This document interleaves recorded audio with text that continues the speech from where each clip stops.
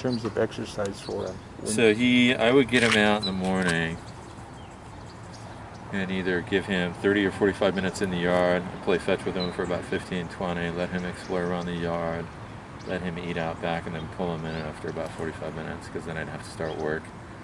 Or I'd take him for about a 2-mile run, which he did, and even on the run, he was great. If I told him to slow down, instinctively he got it, so he paces well. And then I'd have him in till about mid-afternoon with me. If he had to go out and go potty, I'd let him do that for a few minutes. But then in the afternoon, I'd take him to the park. We'd play fetch at a park by my house.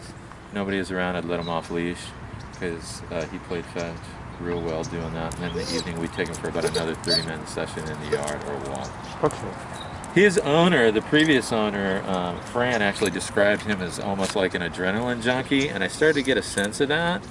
And maybe that's his age, but he seems like one of those dogs, like the more you give him, the more he the more he could go. Okay. So like we started to get a sense that like we could throttle him down in the evening better if we kind of kept things real calm and quiet. That's one of the lifestyle things that I was like, Hank deserves a better home, because we have a number, because of the nature of my work, we have a number of people who visit the house on a regular basis, and that would really make him anxious. So like a couple of nights he had spouts where we had people over for a business meeting and dinner, and Hank would get ramped up and he would go ballistic in the house for 45 minutes, 50 minutes straight. Now, not aggressive with anybody, the classic like running around, chewing on the pillows, hard to listen, right. Chewing the baby's toys, like all the stuff, just like never aggressive, but really struggling. And even if I let him out back for an hour after that, it would really take him a while to like pull out of it. Just change an environment with the people coming in. Yeah. Okay, good to know. So yeah, that's probably one of the other most important things. Is my best like intel that I could pass on is livestock seems to be an X factor. Okay. A steady environment with not a lot of new stimuli helps him stay calm, and regular exercise is really well with him.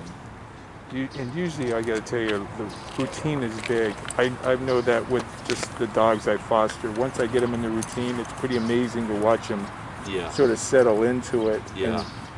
We were working hard on the routine, and he was doing real well with it. And he's so smart, he picked up on it in 2 days. He knew the drill. But the new stimuli thing, I think, was like one of the big things that made me think, like, could I make Hank live like this? I could. And if I had to, I will. I'm not going to put this guy in a pound to just be grabbed by anybody. But knowing you guys and my experience with you filling out my own application, the more Jeannie and I talked about it, we were like, well, maybe there's there's got to be somebody out there that can give Hank the life he deserves. Well, I will tell you, we get a lot of applicants looking for a GSP. Sometimes they